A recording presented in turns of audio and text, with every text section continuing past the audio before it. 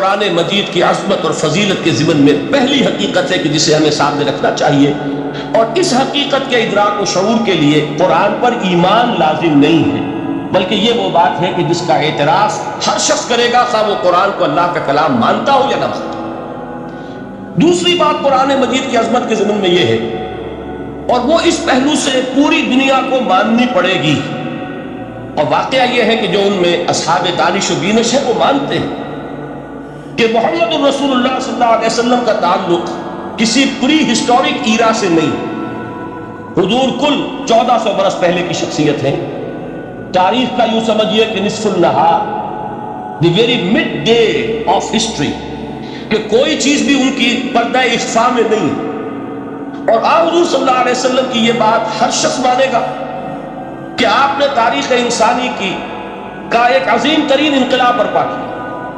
اس دور میں آپ کے علم میں ہوگا، ابھی کچھ 6-7 سال پہلے امریکہ میں ایک کتاب شائع ہوئی، دی 100، ڈاکٹر مائیکل ہارٹ اس کے مصنف ہیں۔ مشاہیر عالم کے موضوع پر اس سے پہلے بھی دنیا میں بہت کتابیں لکھی گئی، بڑے انسان، بڑی شخصیتیں، ان کے چھوٹے چھوٹے لائف سکیچ، لیکن یہ کہ یہ کتاب اس اعتبار سے بڑی یونیک ہے، منفرد ہے کہ انہوں نے 100 افراد کا انتخاب کیا، پوری انسانی تاریخ کی عظیم ترین 100 شخصیتیں، گریڈیشن کی، ان میں ایک درجہ بندی قائم کی۔ یہ 100 تو ہے عظیم ترین پوری نوع انسانی میں، ان میں عظیم ترین کون ہے، پھر نمبر 2 کون ہے، پھر نمبر 3 کون ہے۔ یہی وجہ ہے کہ انہوں نے تاریخی اعتبار سے مرتب نہیں کیا، کرونالوجیکل آرڈر میں نہیں، بلکہ اس ترتیب سے کہ جو عظیم ترین انسان ہے اس کے نزدیک نمبر 1 پر اس کو لائے، پھر نمبر 2 پر جو ان کے بعد ہے، اور آپ کے علم میں یہ بات ہوگی کہ وہ ڈاکٹر مائیکل ہارٹ دی 100 میں نمبر 1 پر لائے محمد الرسول اللہ صلی اللہ علیہ وسلم، اور انہوں نے یہ کہا کہ بہت سے لوگ میری اس تصنیف میں نمبر 1 پر محمد کا ذکر دیکھ کر صلی اللہ علیہ وسلم حیران ہو گئے، اس لیے کہ ظاہر ہے وہ مسلمان نہیں ہے، وہ تو عیسائی ہے، حال بھی عیسائی ہے۔ انہوں نے کہا کہ اس میں مجھے لازماً I owe an explanation، مجھے اس کی وضاحت کرنی پڑے گی، اور اس کی جو دلیل اس نے دی ہے وہ اس شخص کی ذہانت کی بہت بڑی عکاسی کرنے والی شے ہے۔ کہتے ہیں this is because he is the only person، یہ the only کو انڈرلائن کر لیجئے اپنے ذہن میں، واحد شخصیت ہے پوری نسل انسانی کی، supremely successful in both the religious and the secular fields، کہ زندگی کے یہ 2 خانے جو آج کے انسان نے اپنے ذہن میں قائم کر لیے ہیں، ایک خانے کو وہ کہتے ہیں یہ مذہبی خانہ، یہ انفرادی ہے، عقائد ہیں، عبادات ہیں، کچھ سوشل کسٹمز ہیں، اگر کوئی فوت ہو جائے گا تو کیا کریں گے، اسے دفن کریں گے، جلائیں گے، کیا کریں گے، پیدائش ہے اسے سیلیبریٹ کس طرح کریں گے، یہ سوشل کسٹمز ہیں۔ تو دنیا میں یہ مانا جاتا ہے کہ یہ تو ہے ریلیجس اور پرائیویٹ افیئر ہے زندگی کا، اور ایک ہے سیاست، معیشت، تمدن، قانون، عدالت، سیاسی نظام، معاشی نظام وغیرہ، یہ سیکولر فیلڈ ہے، اس میں کسی مذہب کی بات نہیں ہونی چاہیے، بلکہ یہ کہ جو بھی کسی ملک کے رہنے والوں کی اکثریت کی رائے ہو اس کے مطابق کام چلنا چاہیے، یہ ان کا ذہن ہے، ہمارا نہیں، معاذ اللہ۔ اسلام کے نزدیک انسانی زندگی انڈیویزیبل ہے،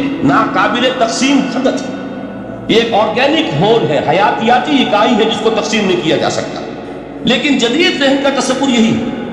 اس تصور کے پس منظر میں دیکھیے کہ جو سب سے بڑی تحسین ہو سکتی تھی اور جو سب سے زیادہ ٹریبیوٹ پیش کرنے کا انداز ہو سکتا تھا وہ شخص نے پیش کر دیا حضور کو، کہ دونوں میدانوں میں بیک وقت انتہائی کامیاب انسان پوری تاریخ میں صرف ایک ہے، اور وہ محمد ہے صلی اللہ علیہ وسلم۔ اس لیے کہ جتنی بڑی شخصیتیں اور نظر آتی ہیں وہ یکرخی ہیں، یا ادھر عظیم ہے یا ادھر عظیم ہے۔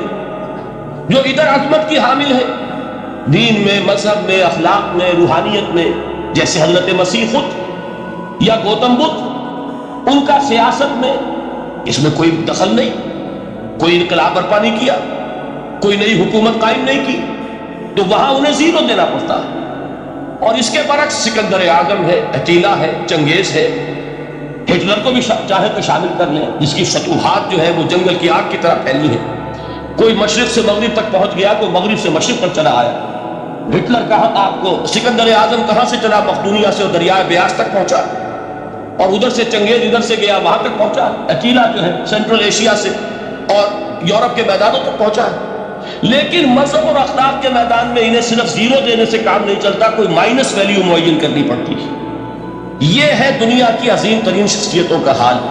ایک شخصیت ایسی ہے محمد کی صلی اللہ علیہ وسلم کہ ان کے بارے میں یہ کہنا مشکل ہو جائے گا کہ ان کی زیادہ عظمت جو ہے وہ مذہبی میدان میں ہے یا زیادہ عظمت جو ہے وہ سیاسی اور ملکی میدان میں۔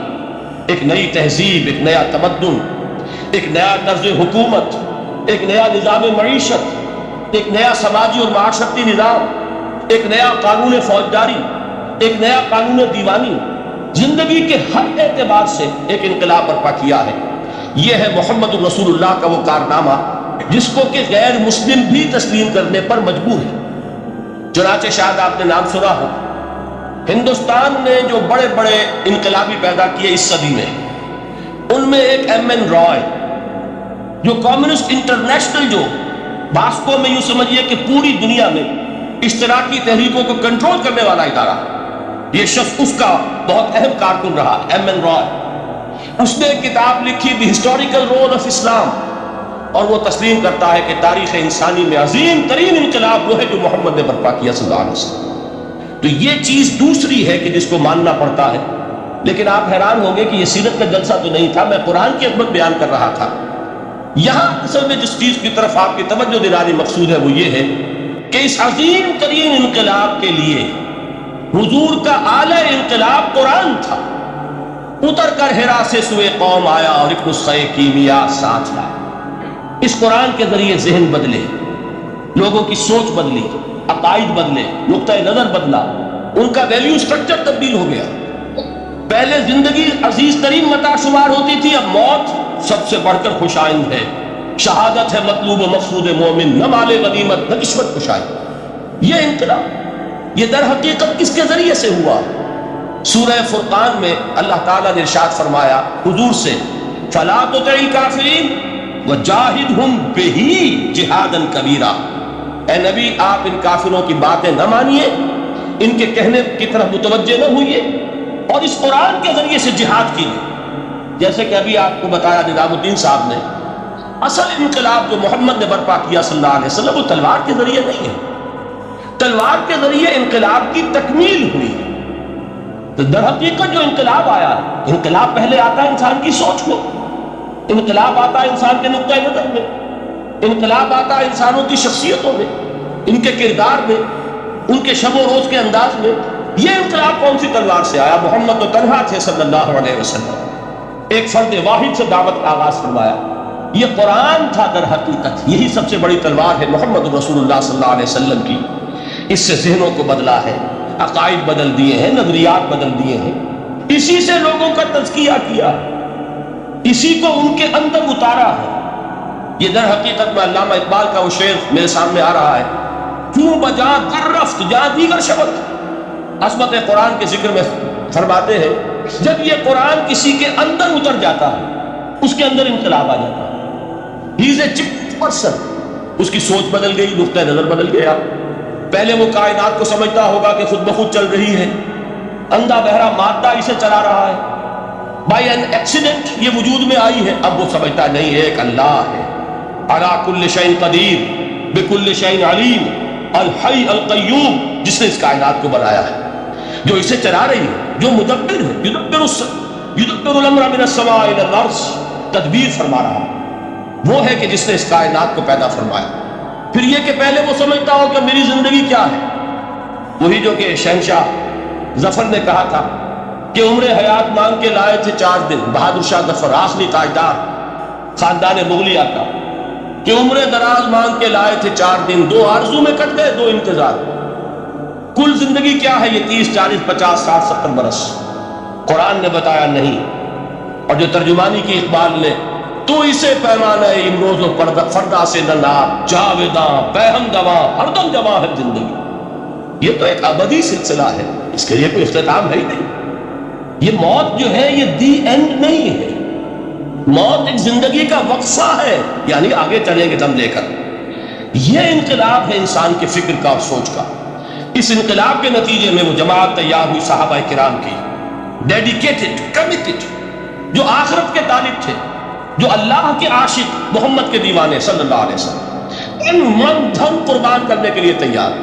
حضور کے چشم ابرو کی جنبش جو ہے وہ ان کے لیے گویا کہ ایک حکم کے درجے میں ہے جس کی کہ لازماً تعبیر ہوگی. اور انہوں نے اپنی گردنیں کٹوا دی، اپنے گھر اجڑوا دیے، اپنا دنیا کا جو بھی کچھ اثاثہ تھا وہ قربان کر دیا، نشاور کر دیا. تب کہیں جا کر انقلاب آیا.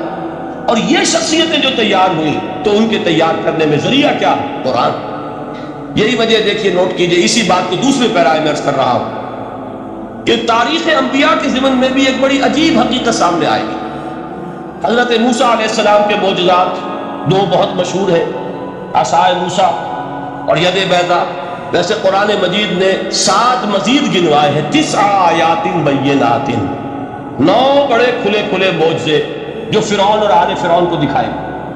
پھر آپ کو معلوم ہے کہ اسی عصا کی ضرب سے سمندر کا پھٹ جانا، اسی عصا کی ضرب سے ایک چٹان سے 12 چشموں کا پھوٹ بہنا، اور پھر یہ کہ من و سلوہ کا نزول ہے اور غمام ہے صحرا کے اندر جہاں کوئی چیز سائے کے لیے نہیں ہے، ان کے اوپر ابر کا سایہ کیا جا رہا ہے.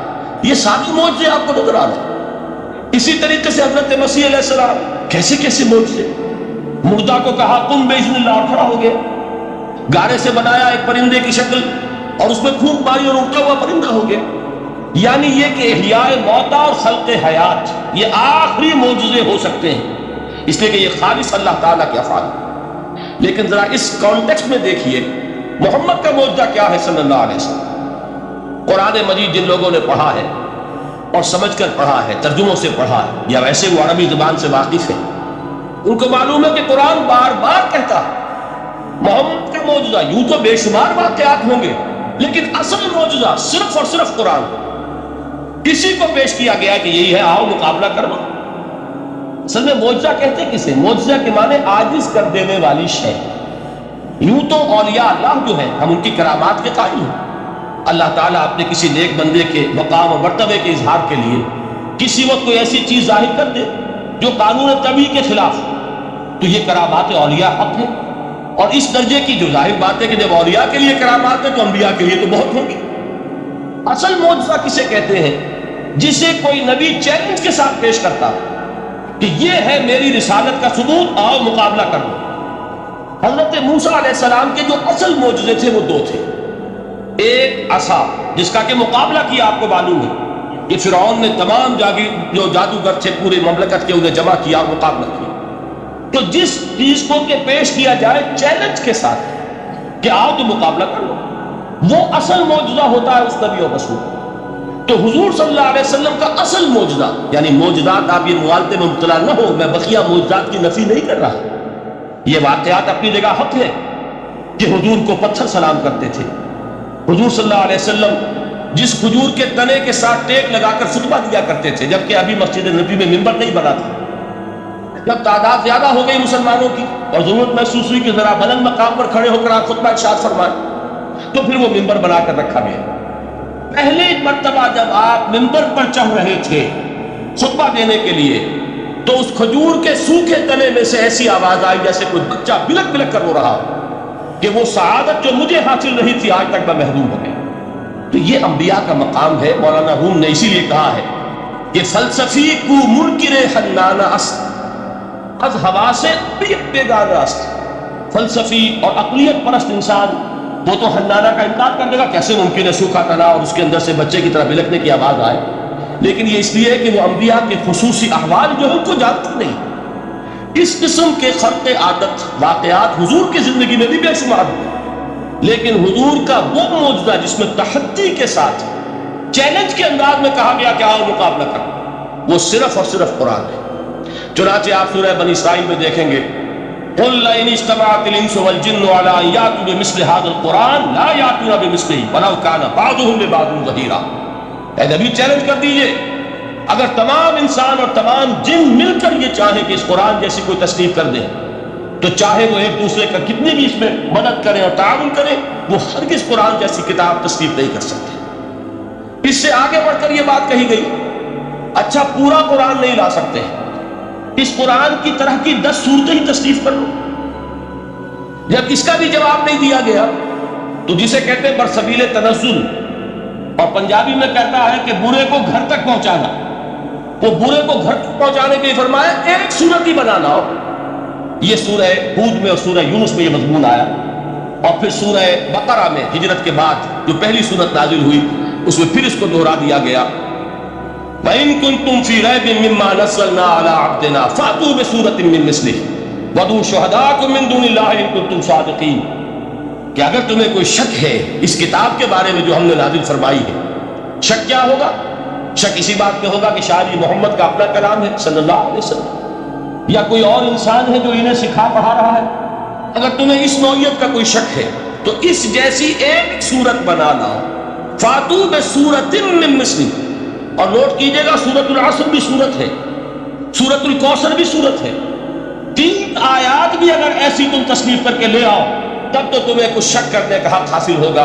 اور اگر نہیں کر سکتے تو جان لو فَإِن لَمْ تَفْعَلُوا وَلَن تَفْعَلُوا. پھر اگر تم ایسا نہ کر سکو اور ہرگز نہیں کر سکو، ذرا چیلنج کا انداز دیکھیے کہ ہرگز نہیں کر سکو. فَاتَّقُوا النَّارَ الَّتِي وَقُودُهَا النَّاسُ وَالْحِجَارَةُ. ڈرو اس آگ سے جس کا ایندھن بنیں گے انسان اور پتھر. اب اس بات کو سمجھیے کہ تاریخی حقیقت ہے یہ جس کا کوئی کافر انکار نہیں کر سکتا، کہ وہ کوئی شخص اس چیلنج کو قبول کرنے کی جرات نہیں کر سکتا. اگر جھوٹ موٹ کو بھی کوئی کھڑا ہو جاتا اور کہتا کہ ٹھیک ہے میں نے یہ ایک صورت بنائی ہے اور میرا دعویٰ یہ ہے کہ یہ قرآن جیسی ہے، تو ایک کنٹروورسی تو پیدا ہو جاتی ہے. کچھ لوگ چاہے کہتے کہ نہیں یہ قرآن کے سطح کی نہیں ہے، لیکن یہ کہ اس کا دعویٰ تو ہو جاتا. لیکن تاریخ یہ بتا رہی ہے کہ صرف سے کسی شخص نے اس کی جرات نہیں کی. اس درجے وہ قرآن سے مرعوب ہوئے. تو حضور کا سب سے بڑا معجزہ جو آج تک زندہ ہے، اس کو ذہن میں رکھیے. میں نے جو حضرت موسیٰ حضرت عیسیٰ کے معجزات گنوائے ہیں وہ در حقیقت ان کی اپنی ذات کے ساتھ تھے. ید بیضا موسیٰ کے ساتھ تھا. عصا معجزہ اس وقت تھا جب موسیٰ کے ہاتھ میں تھا. اس کے بعد کئی سو برس تک وہ صندوق سکینہ جو ہے، تابوت سکینہ، اس میں وہ عصا رکھا رہا، لیکن اب وہ معجزہ نہیں تھا، وہ سوکھی لکڑی تھی، اس کے سوا کچھ نہیں. تو تمام انبیاء اور رسول کے معجزے ختم ہو گئے، وہ ان کی ذات کے ساتھ تھے. محمد رسول اللہ کی رسالت دائمی ہے تا قیام قیامت، لہذا معجزہ بھی آپ کا دائمی ہے. وہ معجزہ آج بھی موجود ہے. البتہ میں ادھر ضرور توجہ دلاؤں گا کہ قرآن مجید کے اعجاز کے 3 پہلو ہیں. پہلا پہلو اور زیادہ تر اسی کی طرف توجہ زیادہ ہوئی ہے، وہ ہے قرآن کی فصاحت، بلاغت، ادبیت، اس کی چاشنی. ظاہر بات ہے کہ اس کا شعور اور ادراک صرف عربوں کو ہو سکتا ہے، بلکہ میرے خیال میں ناراض نہ ہو اہل عرب تو آج کے عربوں کو بھی نہیں ہو سکتا. یہ اسی دور کے عرب تھے، ان کی اپنی جو اس وقت کی زبان تھی، اس زبان میں فصحاء، بلغاء، شعراء، خطباء، ان کو اتنا ذوق تھا کہ وہ باقی پوری دنیا کو کہتے تھے یہ گونگے ہیں، بولنا آتا. خطیب ہم ہیں، شاعر ہم ہیں، خطبہ ہم دے سکتے ہیں، شعر ہم کہہ سکتے ہیں، باقی سب تو عجمی ہیں، گونگے ہیں. ان کے اندر نہ فصاحت ہے نہ بلاغت ہے، نہ ان کے کلام میں چاشنی ہے، نہ اس کے اندر کوئی شکو.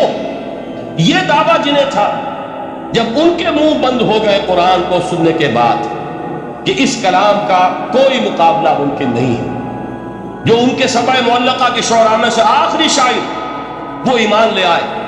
اس کے بعد جب ان سے کہا گیا کہ اب آپ شعر نہیں کہتے، حضرت عمر نے ایک مرتبہ ان سے سوال کیا کیا بات ہے، اب آپ نے شعر کہنے چھوڑ دیے؟ تو ان کا جواب یہ تھا اب بعد القرآن، کیا قرآن کے بعد بھی اس کا امکان ہے کہ کوئی شخص اپنی فصاحت اور بلاغت کا کوئی اظہار کرنا چاہے؟ یہ تو فصاحت اور بلاغت کی ایک معراج ہے کہ جس تک کہ اب کسی انسان کی رسائی ممکن نہیں.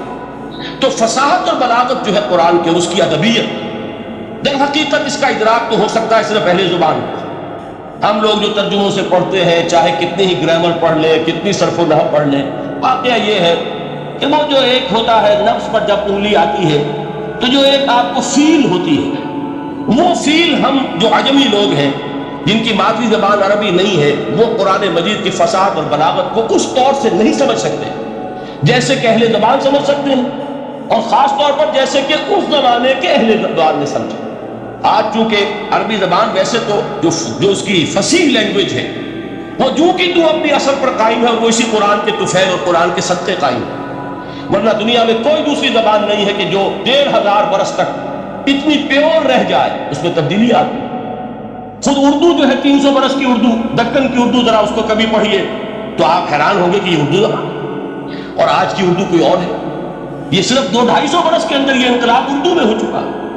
عربی زبان 1500 برس سے وہ قائم ہے اپنی اسی جگہ پر، اور وہ صرف قرآن کا اعجاز اور قرآن کا صدقہ ہے۔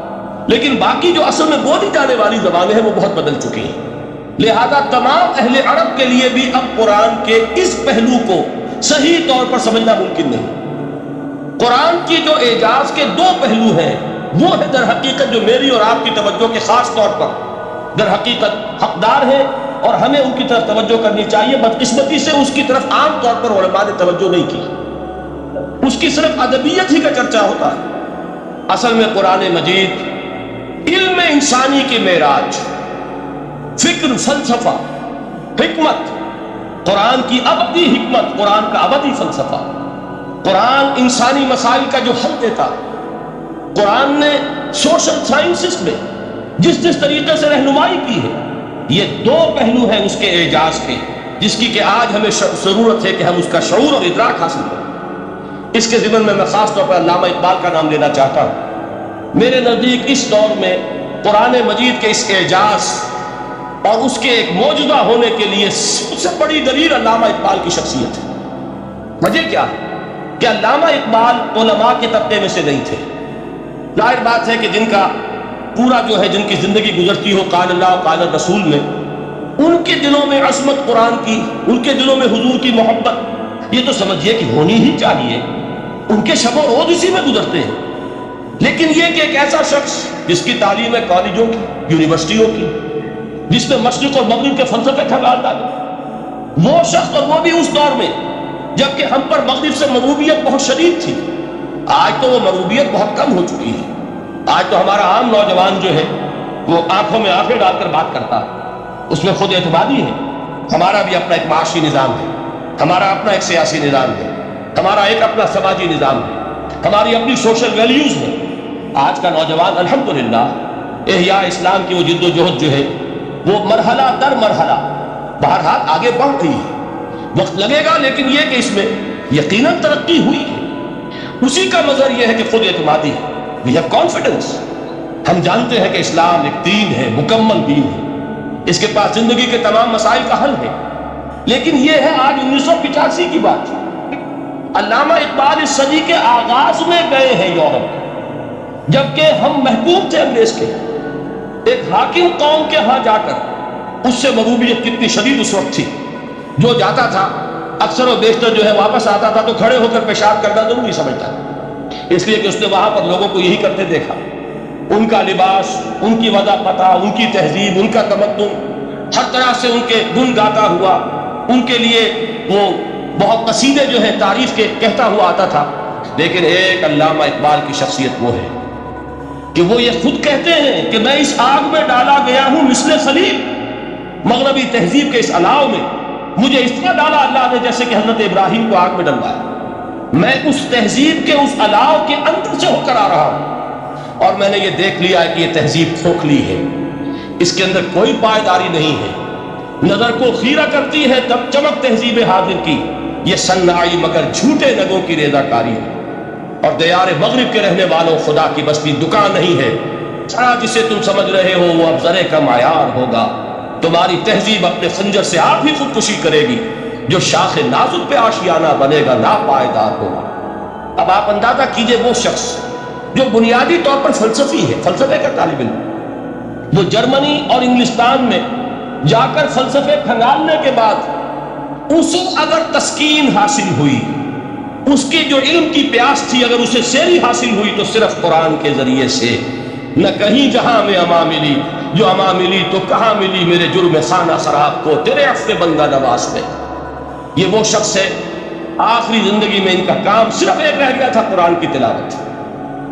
بڑے بڑے فلسفی ملنے آتے تھے علامہ اقبال سے ملنے، وہ سمجھتے تھے بڑی لائبریری ہوگی، جیسے بڑے وکیل اس کی لائبریری آپ کو معلوم ہے کتنی جلدیں رکھی ہوگی، خوبصورت جلدیں بنی ہوئی، ایسے ہی کوئی بڑا فلسفی، بڑا پروفیسر، اس کی سٹڈی، اس کی کتابیں بڑی مرغوب کن ہونی چاہیے۔ لیکن علامہ اقبال کے یہاں سب کتابیں اٹھوا دی تھی، صرف ایک کتاب رہ گئی، اور سید نذیر نیازی کا نام آپ نے سنا ہوگا۔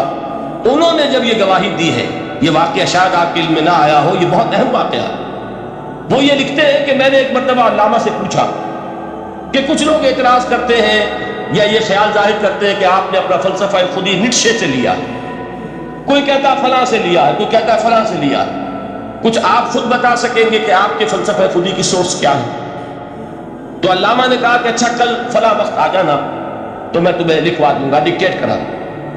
تو سید نذیر نیازی کہتے ہیں کہ میں بہت خوش ہوا کہ یہ سعادت میرے حصے میں آ رہی ہے کہ علامہ اقبال خود مجھے تحریر کرائیں گے کہ میرے فلسفے کی سورس کیا ہے، میں نے کہاں سے اخذ کیا۔ دوسرے روز وہ گئے، حاضر ہوئے، بڑے ہی ارمانوں کے ساتھ پینسل اور کاپی لے کر بیٹھے۔ علامہ نے فرمایا ذرا قرآن مجید نکال لاؤ۔ وہ قرآن مجید لائے، حیران ہوئے، یہ فلسفے کا سورس مجھے ڈکٹیٹ کرانے چلے تھے، یہ قرآن مجید کہہ رہے۔ کہا کہ ذرا سورۃ الحشر اس کا آخری رکوع، وَلَا تَكُونُوا كَالَّذِينَ نَسُوا اللَّهَ فَأَنسَاهُمْ أَنفُسَهُمْ أُولَٰئِكَ هُمُ الْفَاسِقُونَ۔ اے لوگوں، ان لوگوں کے مانند نہ ہو جانا جنہوں نے اللہ کو بھلا دیا تو اللہ نے انہیں اپنی خودی سے غافل کر دیا، اپنے آپ سے بیگانہ بنا دیا، یہی ہے لوگ جو فاسق ہیں۔ علامہ نے کہا میرے فلسفے کی سورس یہ میں آپ کو بتانا چاہتا ہوں۔ اس معنی میں کہتا ہوں کہ اس دور میں علامہ اقبال کی شخصیت کو میں اعجاز قرآن کا سب سے بڑا مظہر سمجھتا ہوں۔ ایک شخص 20ویں صدی کا، 20ویں صدی عیسوی کی شخصیت، اور پھر یہ کہ وہ کہیں مسجد اور کسی مدرسے کے ماحول میں پلا بڑھا نہیں ہے، بلکہ اسکولوں اور کالجوں میں اور یونیورسٹیوں میں، اور صرف ہندوستان میں نہیں، انگلستان اور جرمنی کی یونیورسٹیوں میں رہا، جس نے اپنا لوہا منوایا۔ وہ شخص اگر یہ کہتا ہے کہ میرے لیے فکر کی بنیاد، میرے فلسفے کی سورس، میری تمام سوچ کی رہنمائی جو ہے وہ اس کتاب نے کی ہے، تو معلوم ہوا کہ واقعتاً یہ قرآن مجید آج بھی موجود ہے۔ یہ بات تو ہوئی فلسفے اور فکر کے اعتبار سے۔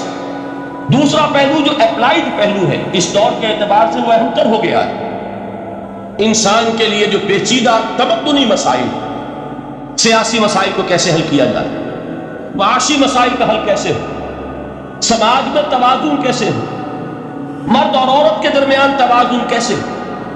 ہوتا کیا ہے، یا عورت بھیڑ بکری کی طرح کی ملکیت بن جاتی ہے، ہمارے ہاں اردو میں جو اس کا محاورہ ہے کہ جوتی کی نوک، یہ اس کی حیثیت ہو جائے گی، یا دوسری طرف عورت کلوپیٹرا بن کر قوموں کی قسمتوں سے کھیلے گی۔ دنیا میں یہ دو انتہائیں ہوئی، کہاں نقطۂ عدل، کہاں کیسے بیلنس جو اسٹرائک کیا جائے، مردوں کے حقوق اور فرائض اور خواتین کے حقوق اور فرائض، اس میں صحیح ترین ایکویشن ہے کہ اسی طریقے سے فرد اور اجتماع، فرد اور ریاست، یا تو یہ کہ انسان کی انفرادی آزادی اتنی جا رہی ہے، مادر پدر آزاد، جس کا مطلب یہ ہے کہ آج انگلستان میں دو مرد بھی میاں اور بیوی کی حیثیت سے رہ سکتے ہیں، قانون تسلیم کرے گا ہسبینڈ اینڈ وائف، ان کو وہی حقوق حاصل ہو، یہ ہے وہ آزادی۔ اور یا پھر یہ ہے کہ جو روس میں ہے یا دوسرے ممالک میں ہے کہ آزادی بالکل ختم، اور معلوم ہوا کہ ٹوٹلیٹیرین سوسائٹی، مستبدانہ نظام، ان کے درمیان نقطۂ عدل کہاں ہے؟ اسی طرح سرمایہ اور محنت، اگر ذرا سا سرمایہ کو چھوٹ ملتی ہے وہ مزدور کا خون چوستا اور اس کا حق اس کو نہیں دیتا۔ اقبال نے بہت خوبصورت انداز میں کہا ہے کہ خواجہ خون رگے مزدور سازت لالے نہ، از جفائے دہ خدایا کشت دہ کا نہ خراب، انقلاب انقلاب انقلاب۔ ایک طرف سرمایہ دار ہے جو مزدور کی رگوں میں سے خون نچوڑ کر سرخ شراب کا پیمانہ لے کر بیٹھا ہوا ہے، وہ در حقیقت مزدور کا خون ہے جو پی رہا۔ ایک طرف وہ زمیندار اور جاگیردار ہے جو کاشتکار کا خون جو ہے چوس رہا۔ تو یہ یا تو یہ انتہا، اور یا یہ ہے کہ اگر ذرا آپ مزدور کو یا اس کارکن کو تھوڑا تحفظ دیجئے تو وہ کام نہیں کرتا۔ ہمارے ہاں پچھلے دور میں یہی ہوا تھا۔ میں یہ بربلا کہتا ہوں، آج بھی آپ کے سامنے کہہ رہا ہوں کہ بھٹو نے واقعہ یہ بہت بڑا کارنامہ سر انجام دیا تھا۔ اس نے مزدور کو ایک سیلف ریسپیکٹ دی تھی، کاشتکار کو اپنی عزت کا احساس دیا تھا کہ میں بھی انسان ہوں، میرے بھی حقوق ہیں، لیکن نتیجہ اس کا نیگیٹو نکلا۔ مزدور نے کام کرنا چھوڑ دیا، معیشت کی گاڑی ختم ہو گئی۔ وہ چیز کہ جو متوازن ہو، جس میں مزدور کو اس کا حق مل رہا ہو اور پسینہ خشک ہونے سے پہلے اس کی جائز مزدوری اس کو مل گئی ہو، جس میں کہ انسان کسی سرمایہ دار کی رعیت بن کر نہ رہ جائے۔ دوسری طرف یہ کہ سرمایہ کے لیے بھی جو اس کا صحیح ہے کہ اس کو انسینٹیو ملے، وہ میدان میں آئے، اس کے اندر رسک لینے کے جو ہے وہ صلاحیت پیدا ہو.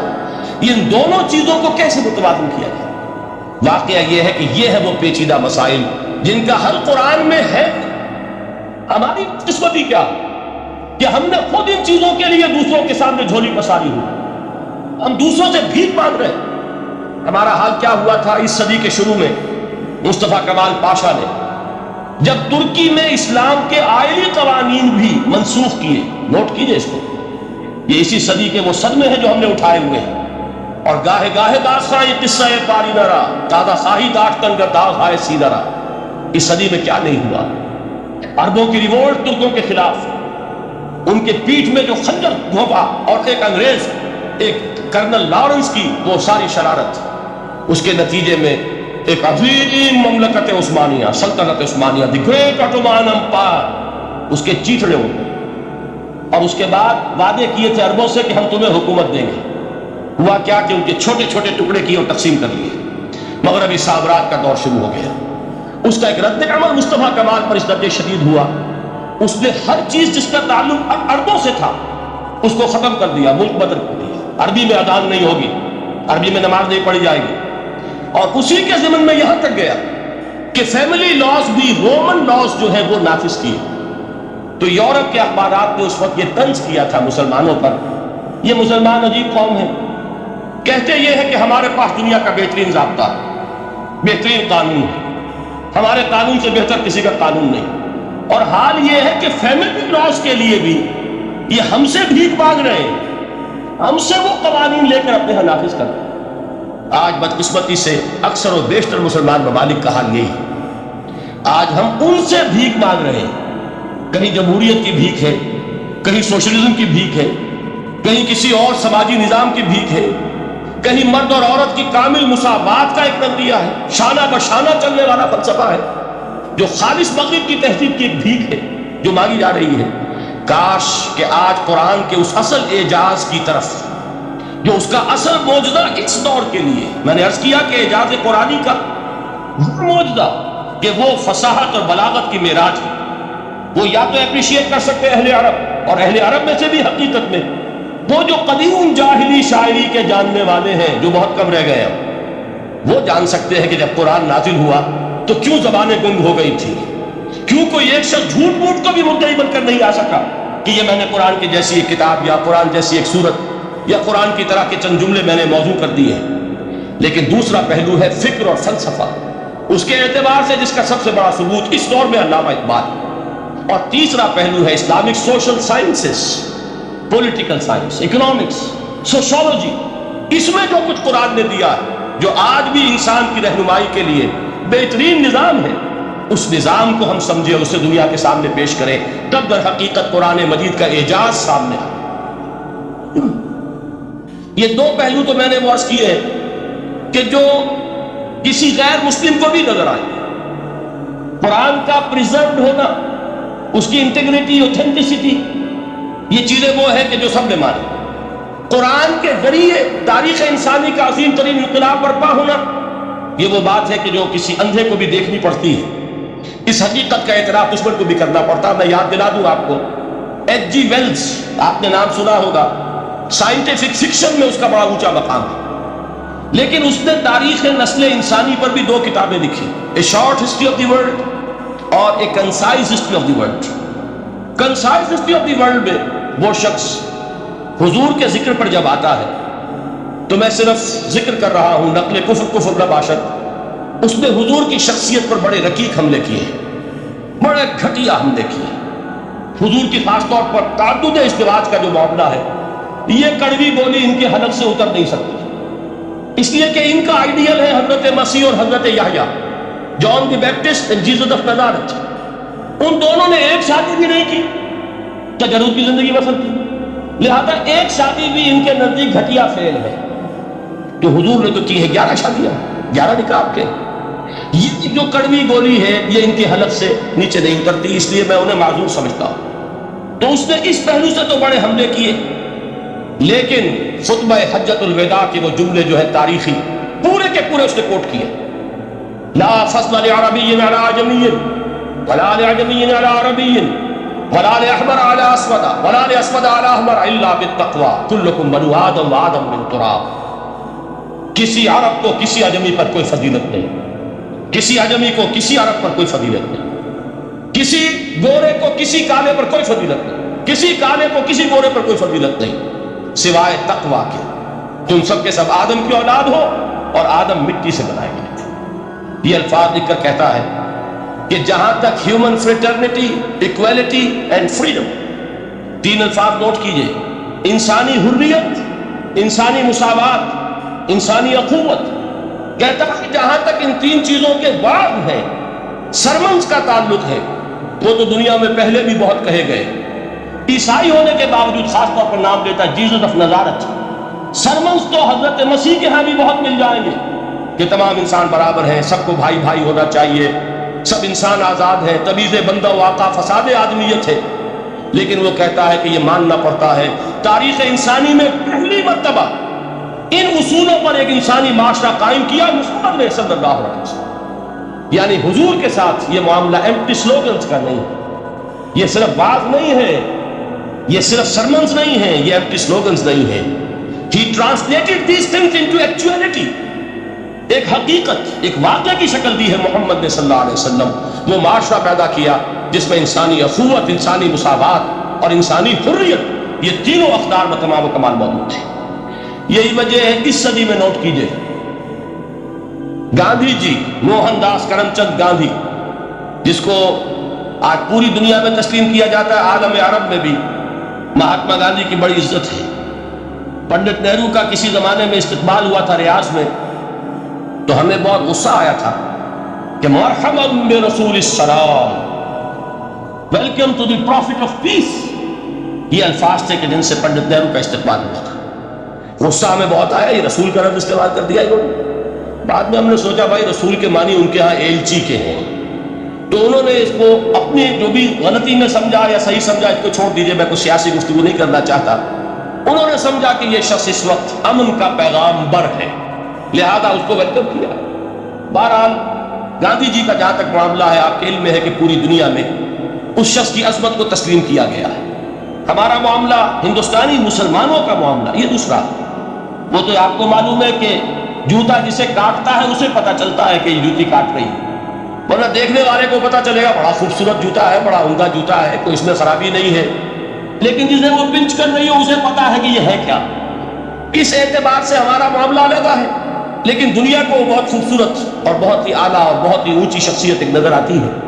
بہرحال ایک پہلو سے یقیناً ماننا پڑے گا اس کی عظمت کو کہ ہندو قوم کے لیے اور ہندوستان کے لیے، اس کی آزادی کے لیے جو عظیم جد و جہد کی ہے، اس میں کوئی شک نہیں.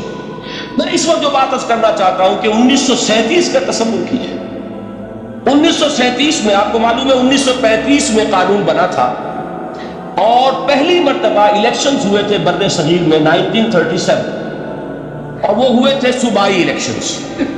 ان کے نتیجے میں وزارتیں قائم ہوئی. مسلم لیگ نے بائیکاٹ کیا تھا الیکشن کو، لہذا پورے ہندوستان میں تمام صوبوں میں کانگریس کے وزراء کی وزارتیں بنی. ہریجن اخبار میں ایک مقالہ لکھا تھا گاندھی جی نے اس وقت، جس میں کہ ان کانگریسی وزراء کے سامنے نصیحت کے انداز میں یہ بات رکھی تھی کہ آج جب کہ آپ لوگوں کو اختیار مل رہا ہے اور حکومت، یہ پہلی انسٹالمنٹ تھی جو انگریزوں نے دی تھی ہمیں، سیلف رول یا ہوم رول کی پہلی انسٹالمنٹ تھی، تو جو بھی تمہیں اختیارات مل رہے ہیں اس میں میں تمہارے سامنے حضرت ابو بکر اور حضرت عمر کی مثال دیتا ہوں. یہ ہے وہ بات کہ جادو وہ جو سر چڑھ کر بولے. عربی میں کہتے ہیں الفضل ما شہدت بہ الاعداء، اصل فضیلت وہ ہے جس کا کہ دشمن اعتراف ہے. مہاتما گاندھی اگر اعتراف کر رہا ہے کہ تاریخ انسانی کی عظیم ترین شخصیتیں حکومت کی سطح پر وہ ابو بکر اور عمر ہیں، تو ابو بکر اور عمر کس درخت کے پھل ہیں؟ وہ شجرہ طیبہ، شجرہ نبوت ہے کہ جس کے پھل ہیں ابو بکر اور عمر، جن کو تربیت دی ہے محمد نے صلی اللہ علیہ وسلم. تو معلوم ہوا کہ یہ چیزیں وہ ہیں کہ جس کا لوہا آج دنیا مان رہی ہے. لہذا ہمیں قرآن مجید کے اعجاز کے پہلو سے ان اعتبارات سے خود بھی توجہ کرنی چاہیے اور دنیا کو بھی ادھر متوجہ کرنا چاہیے. اب میں تبرکاً 3 مقامات سے میں نے آیات پڑھی ہیں قرآن مجید کی عظمت کا وہ ادراک اور شعور جو ہمیں ہو سکتا ہے. ہم لوگ کہ جو قرآن کو مانتے ہیں اللہ کا کلام، ہم اس بنیاد پر سمجھے کہ اللہ نے اپنے کلام کی کیا مدح کی ہے۔ اور نمبر دو، یہ فارسی کا ایک مصرع ہے کہ قدر گوہر شاہ دانت یا بدانت گوہری، ہیرے جواہرات کی قدر و قیمت یا بادشاہوں کو معلوم ہوتی ہے جو ان میں کھیلتے ہیں، اور یا یہ کہ جوہری کو جو ان کا کاروبار کرتا ہے، جانتا ہے، پہچان ہے، پرکھتا ہے۔ عام آدمی کو کیا پتا، اس کے ہاتھ میں اگر کوئی آپ ہیرا رکھ دیں، وہ سمجھے شاید کوئی کانچ کا ٹکڑا، اسے اس کے اندر کوئی فرق محسوس نہیں ہوگا۔ قدر گوہر شاہ دانت یا بدانت گوہری، کہ ہیرے جواہرات جو ہیں ان کی قدر و قیمت کا اندازہ بادشاہوں کو ہوتا ہے یا جوہری کو ہوتا ہے۔ تو قرآن مجید کا عظمت کا صحیح ادراک یا اللہ محمد رسول اللہ صلی اللہ علیہ وسلم، باقی جو کچھ دنیا دیکھتی ہے وہ تو وہ ظاہر کا ایک پہلو ہے، وہ تاریخی حقائق ہیں جو میں نے آپ کے سامنے رکھے۔ باقی قرآن مجید کی عظمت کا کوئی صحیح ادراک ہو سکتا ہے یا وہ اللہ تعالیٰ کی زبانی اور یا ہوگا محمد رسول اللہ صلی اللہ علیہ وسلم کے فرامین کی وجہ سے۔ اسی لیے میں نے 3 جگہ سے آیات پڑھی ہیں۔ ایک مقام سے سورہ رحمان کی ابتدائی 4 آیات، سورہ یونس کی 2 آیات، سورہ حشر کی 1 آیت، اور 3 احادیث نبویہ ہیں جن کا میں نے ذکر کیا ہے، اس لیے کہ تیسری جو ہے وہ بہت طویل حدیث ہے، وہ پوری میں اس وقت نہیں پڑھ سکتا تھا، اس کے صرف ابتدائی اور آخری کلمات میں نے اس وقت آپ کو سنائے۔ میں تھوڑی سی تشریح ان کی کروں گا تاکہ قرآن مجید کی عظمت کا جو نقش میرے اور آپ کے قلب پر ہونا چاہیے وہ صحیح در حقیقت ان آیات اور احادیث کی روشنی میں ہمارے دلوں پر قائم ہو۔ دیکھیے، قرآن مجید کی عظمت یہ کلام ہے۔ اس کی کلام کی عظمت کا پہلا پہلو ہے متکلم کی عظمت کے اعتبار سے۔ عربی میں کہا جاتا ہے کہ کلام الملوک کے ملوک الکلام ہے، بادشاہوں کا کلام کلاموں کا بادشاہ ہوتا ہے۔ بادشاہ جب گفتگو کرے گا معلوم ہوگا شاہانہ انداز ہے، ایک کوئی بھکاری گفتگو کرے گا یا کوئی کجرا گفتگو کرے گا، سبزی فروش کرے گا، کوئی مچھلی فروش کرے گا، چل جائے گا کہ کون بولا، وہ جس کو کہتے ہیں کہ تانت باجی راگ پایا۔ 2 جملے کوئی شخص بولے گا، پتہ چل جائے گا کتنے پانی میں ہے، اس کے علم کا، فضل کا، تہذیب کا، تمدن کا کیا معیار ہے۔ اس لیے کہ کلام جو ہے در حقیقت متکلم کی پوری شخصیت کی عکاسی کرتا ہے، اس کا مقام کیا ہے، اس کا مرتبہ کیا ہے، اس کے ذہن کی بلندی کیا ہے، اس کے فکر کی گہرائی کیا ہے، اس کے افق ذہنی کی وسعت کیا ہے، اس سب کا اندازہ ہوگا کلام سے۔ تو اب یہ کلام ہے اللہ کا۔ معلوم ہوا کہ اللہ کی صفات کا ایک کامل عکس قرآن مجید میں موجود ہے۔ یہ بات سمجھیے، اس کو قرآن نے کس طرح بیان کیا؟ یہ وہ لطیف حقائق ہیں جن کے لیے قرآن مجید تمثیل کا پیرارہ اختیار کرتا ہے۔ اب سورہ حشر کی تمثیل کیا ہے؟ لو انزلنا هذا القرآن على جبل، اگر ہم نے اس قرآن کو کسی پہاڑ پر اتار دیا ہوتا، لرأيته خاشعا متصدعا من خشیت اللہ، تم دیکھتے اس پہاڑ کو کہ اللہ کی خشیت سے دب جاتا۔ وَتِلْكَ الْأَمْثَالُ نَضْرِبُهَا لِلنَّاسِ لَعَلَّهُمْ يَتَفَكَّرُونَ، اور یہ مثالیں ہیں جو ہم لوگوں کے لیے بیان کرتے ہیں تاکہ وہ تفکر سے کام لیں، غور و فکر کریں۔ اگر میں اور آپ قرآن کی عظمت سے واقف نہیں ہوں گے، اس بات کو نوٹ کر لیجئے، تو میں اور آپ اپنا وقت کیسے صرف کریں گے اس کے لیے؟ انسان کا ایٹیچیوڈ بڑا یوٹیلیٹیرین ہے، آج کے انسان کا خاص طور پر۔ وہ کسی ایسے ہی کام کے لیے وقت لگائے گا جس میں اس کے لیے فائدہ ہو، اور اس فائدے کی چیز اگر نہیں ہے تو اس کی طرف متوجہ نہیں ہوگا۔ اگر قرآن مجید کی عظمت کا ہمیں ادراک ہو جائے تو ہم اپنا پورا وقت اس کے لیے وقف کرتے ہیں، اس کو سمجھیں گے، اس کی گہرائیوں میں غوطہ زنی کریں گے، جیسے اقبال نے کہا کہ قرآن میں ہو غوطہ زن اے مرد مسلمان۔ لیکن اگر یہ کہ اس کی عظمت کا ادراک نہ ہوا تو بس یہ کہ کبھی اتفاق ہو گیا کہ کھول لیا اور اس کو پڑھ لیا، پڑھ بھی لیا بغیر سمجھے، اور اس کا ثواب کسی اور کو پہنچا دیا، وہ آج حصول ثواب بھی نہیں رہا، ایصال ثواب بھی رہ گیا۔ ورنہ یہ کہ بہرحال علامہ اقبال نے جو اس پر تھپتی چست کی ہے کہ بآیا تشترا کارے جزی نیست کے اگیاسی نے وہ آسا بمیری، اس قرآن کی عظیم آیات سے اے مسلمان آج تیرا سروکار صرف اتنا رہ گیا ہے کہ کوئی شخص مر رہا ہو، عالم نزا میں ہو، تو اس کو یاسین سنا کر اس کی جان جلدی سے نکال دو، آسانی سے نکل جائے، بس یہ سروکار رہ گیا۔ میں یہ نہیں کہتا کہ نہ پڑھی جائے، حضور نے فرمایا پڑھنی چاہیے، لیکن صرف یہ نہیں ہے اس کا مصرف، یہ تو انسانی زندگی کی رہنما کتاب بن کر نازل ہوئی ہے، اس کے اوپر اس اعتبار سے توجہ تم نہیں کر رہے ہو، بلکہ تمہاری اس کے ساتھ جو ہے دلچسپی صرف اتنی رہ گئی۔ پہلی بات یہ کہ یہ سمجھیے کہ قرآن نے یہ تمثیل اختیار کی اپنے عظمت کے بیان کے لیے۔ اگر ہم نے اس قرآن کو پہاڑ پر اتار دیا ہوتا تو تم دیکھتے کہ وہ جاتا تب۔ اب اس کو سمجھیے، قرآن یفسر بعضہ بعضا، قرآن کا ایک حصہ دوسرے حصے کی تفسیر کرتا ہے۔ سورہ اعراف میں واقع آیا ہے کہ حضرت موسیٰ علیہ السلام کا آپ کو معلوم ہے کہ کوہ طور پر اللہ تعالیٰ سے ہم کلامی کا شرف حاصل کرتے تھے، گفتگو ہو رہی ہے لیکن اللہ نظر نہیں آ رہا۔ اب اس کو اپنے اوپر طاری کیجئے کہ صاف سامنے آتے بھی نہیں، صاف چھپتے بھی نہیں۔ یہ جو صورتحال تھی کہ اگر کسی کی آپ آواز سن رہے ہیں، کلام سن رہے ہیں، سامنے نہیں آ رہا، تو آپ کے دل میں خواہش پیدا ہوگی کہ ذرا سا یہ پردہ بھی اٹھا دیا جائے، مجھے دیدار بھی حاصل ہو جائے۔ لہذا سورہ اعراف میں ہے جب کئی بار یہ شرف ہم کلامی حاصل ہوا اللہ سے، جو حضرت موسیٰ علیہ السلام نے بڑی ہمت سے کام لیا، بڑی جرت کی درخواست کر دی، رب ارنی انظر الیک، یہ جو پردہ بیچ میں حائل کیا ہوا ہے پروردگار، تو میرا شوق دیکھ، میرا اشتیاق دیکھ، تو مجھے ذرا دیدار بھی عطا ہو جائے۔ اس پر کیا بات کہی گئی؟ لن ترانی، موسیٰ تم مجھے ہرگز نہیں دیکھ سکتے، تم اس جسد ظاہری کے ساتھ، اس جسد مادی کے ساتھ ان عنصری آنکھوں سے میرا دیدار نہیں کر سکتے۔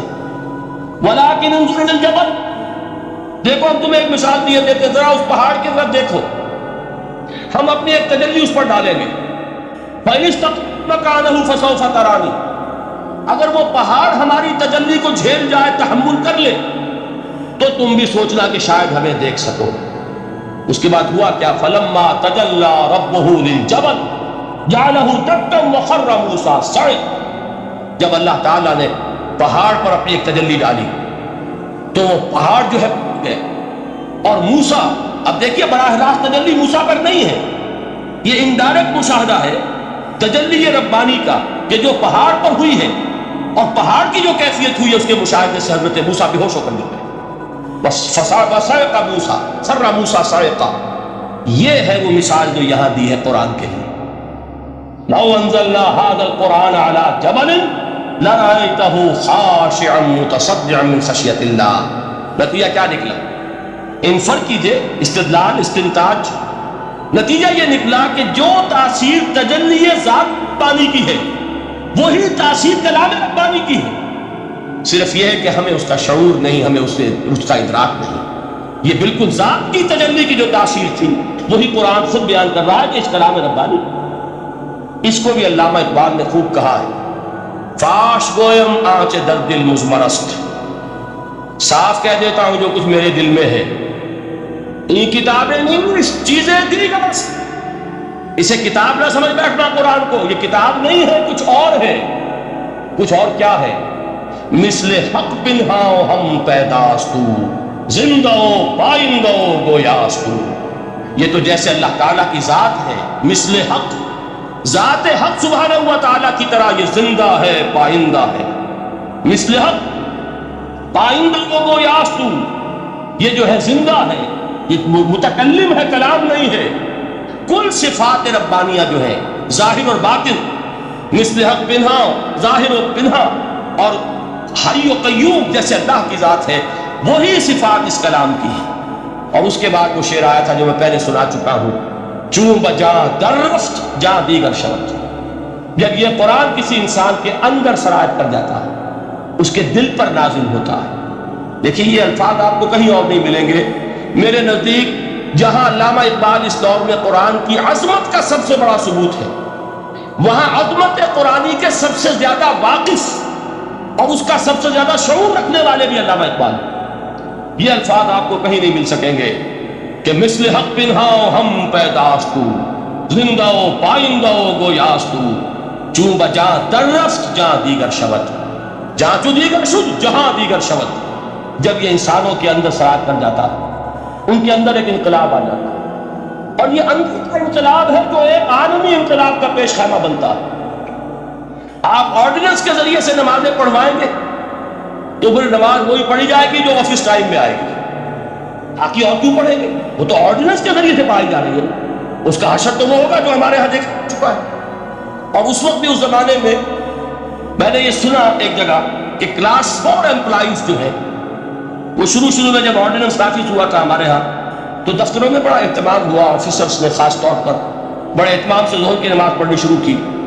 لیکن مجھے بتایا گیا کہ کلاس 4 امپلائیز جو ہیں ہمارے، یہ ڈرائیورز ہیں، پیئنز ہیں، یہ کھڑے ہنستے رہتے ہیں، شریک نہیں ہوتے.